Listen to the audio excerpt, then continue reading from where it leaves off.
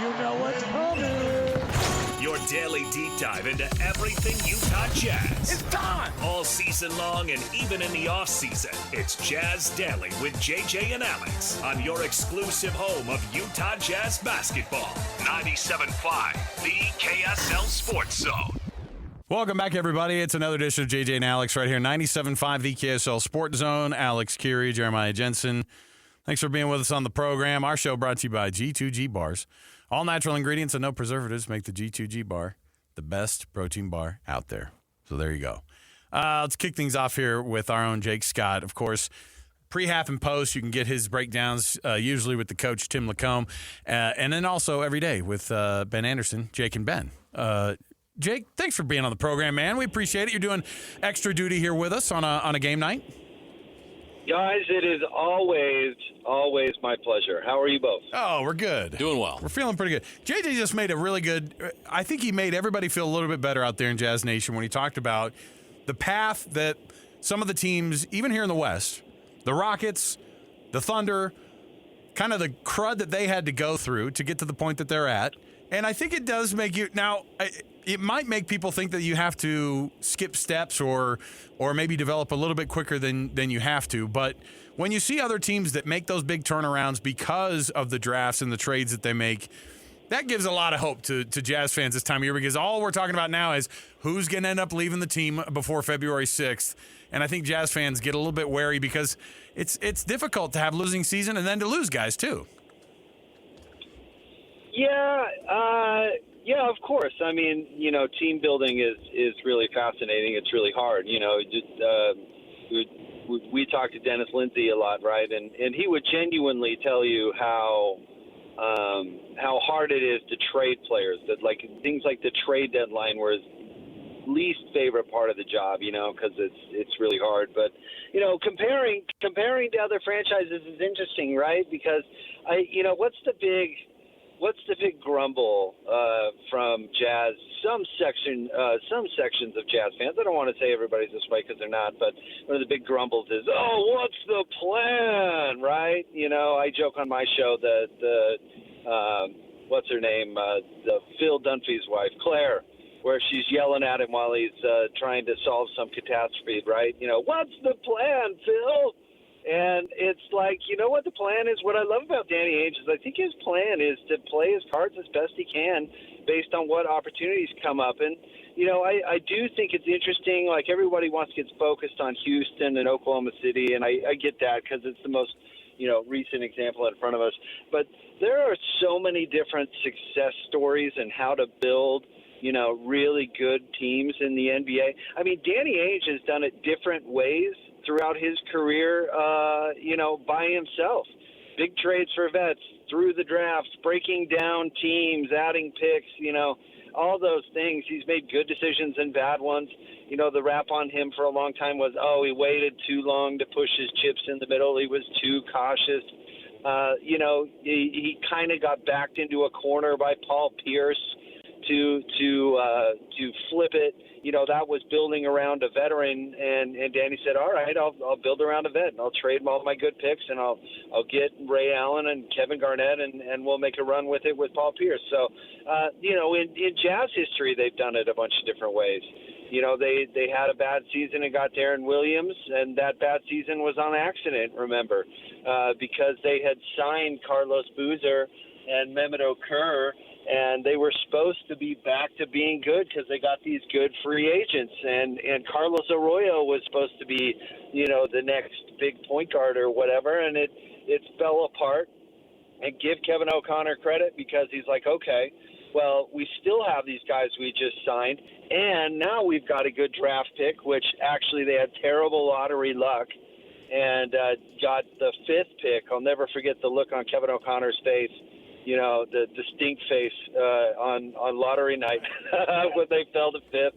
And they end up trading to 3rd and get Darren Williams. And next thing you know, what was it? The next year they were in the Western Conference Finals. I mean, it's complex. It can be done different ways, I guess is my point. I kind of like where the Jazz are at now because they could go a bunch of different ways. At the moment, it's be bad for flag, or I don't know. We could do better than that. But like that is that is what's probably in the best interest, immediate interest of the franchise. But who's to say what? We saw Giannis the other night. There's rumors that maybe he's not going to be that patient with Milwaukee for the long term. It's all this pipe dream stuff. But why not keep yourself flexible? Kevin Garnett's not available until he is. Or what was it? Atlanta had what was it, guys? 12th or 13th best chances, or yeah, and they get like number that. one. They had the worst lottery odds in the East. I'm curious to what this unprotected Suns pick becomes. Is that all of a sudden, as years go by, like, oh, wow, that's one of the best assets in the league, like the Knicks pick did years ago, because the Suns are sucking, and all of a sudden that's looking like, wow, this could be this really good piece. Do you flip that or make that, or where are you at in the process? I mean, all this stuff is super fascinating. But for the people that are the what's the plan, kind of the beauty of it is the plan is to have a bunch of stuff in the bank and figure out when the best time is to strike on what and how. And I love this stuff. I think it's really curious. I'm really curious to see what they do next. Yeah, I agree with you. The plan has to be fluid. That's the only plan, right? It has to be fluid. It has to be flexible. Because you never know how things are going to go. You can, right now, the Jazz are banking on getting that number 1 overall pick, but what if they don't? You got to go in a different direction. So, yeah, you can certainly go different ways with that, and just have to see how things go. But looking at the team right now and the development of some of these young guys, an interesting thing happened this week where Isaiah Collier is now a starting point guard, and Keontae George heads to the bench. What do you make of that, and how do you think this could benefit or hurt either of those players? Oh, man, I know that I get the pleasure of listening to a lot of Will Hardy. Yep. I listen to his pregame and postgame, and I get to listen to a lot of his stuff, and he's really good in press conferences. I told him that at Media Day, and he kind of was surprised I said that, but he's really good. Ben asked him about that very situation in yesterday's pregame media availability, and Will laid it out. I mean, he's like he said he's got to play better defense. Like he said, on the ball defense and team defense. I think that's kind of funny because it's like, yeah, that's all of the defense. Yeah, we got it. and implied, like, he's got to play hard. He's got to play hard, and it's got to start on the defensive end. And I'm sure, like, the part of the frustration actually comes from a positive, believe it or not, because I'm sure and I don't mean to like project things. This is my opinion, but part of the thing is we saw a stretch several weeks ago where Keontae put together 4 or 5 games where he played really hard, and his defense was, I don't know if he's ever going to be the best defender in the league, but his defense was pretty good. You know what I mean? And his effort level was really high, and his turnovers were down, and all those things that, he gets criticized for looked really, really good. And then he missed some time, and all of a sudden some of that edge is gone. And so, I think, honestly, Keontae's biggest challenge right now is figuring out what it takes to be an NBA player from the standpoint of you got to pour it on out there every night. And Ben kind of argued with me about this today, and well, no, I guess we didn't argue too much on this point on Keontae, but in fact, it was something totally different. But he's not the type of person who's physically can go give it 75% and still be really good.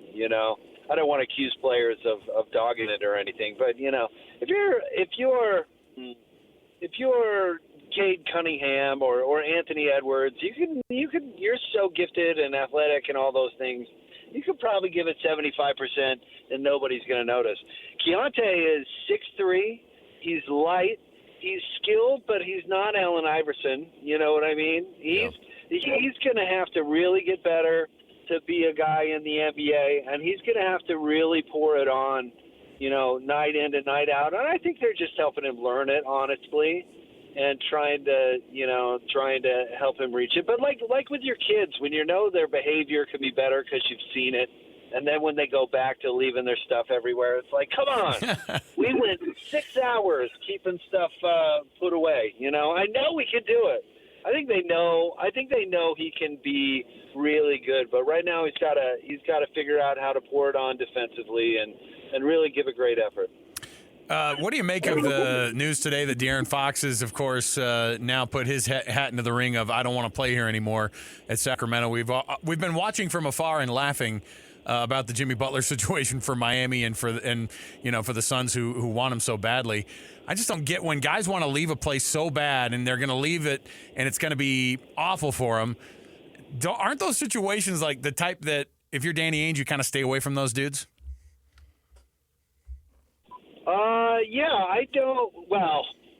I don't know about that because I do believe sometimes different places can be better for different players. I actually am a real believer in that. I think some, Sacramento is a disaster. It's always been a disaster. At least it has since the Chris Webber days, right? I mean, they just ruin players. And speaking of Sacramento, maybe the best example I can think of what I'm talking about is, can you imagine if Boogie Cousins went to an actual adult franchise, that had a adult coach that was empowered by the franchise, that, if he made it to Miami or something like that where he's got to play for Spoelstra and he's got to fall in line and he's got to create good habits instead of being empowered to create bad habits and those things, I believe, I believe that that's a thing. And so I'm not surprised.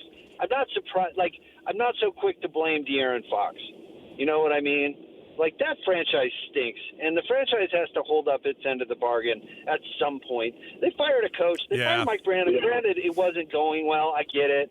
But they fired a coach, a month into the season, 2 months into the season? I mean, what are you doing? And De'Aaron Fox, let us not forget that Sacramento actually wanted to trade De'Aaron Fox years ago, but Indiana said no. They wanted Halliburton, and so they sent Halliburton to Indiana and end up stuck, quote unquote, with De'Aaron Fox, who then, in spite of the Kings, goes on to really be a really great player. So you just don't always know the story. So I guess that's my long-winded way of saying if he fit in the window and the Jazz could figure out a way to either flip him for something more valuable or make him, I don't know, if they thought they were turning the corner and somehow convinced themselves that he would fit, why not go for a player like that? He's special. I mean, he's the fastest player in the league. He's done nothing but get better, again, in spite of the revolving door of coaches and disaster that is Sacramento. So I think there's a lot to like in De'Aaron Fox. So I don't know. Not all situations are created equal. Listen, Jimmy Butler will maybe, I shouldn't say will likely because how old he is, but he could make a team better. Ben brings him up with the Grizzlies. He would make the Grizzlies better if he.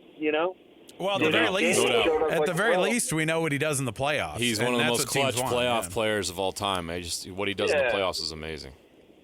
So, man, I don't know. I don't think the Jazz are the team that's necessarily banging down the doors to get De'Aaron Fox, although, they could get in there and facilitate something and figure out a way to benefit. But some team out there is going to get a heck of a player because he's awesome. And I don't know what the team, the most likely candidate would be to push it all in for that dude. But, Oklahoma City's got a lot of assets. You know what I mean?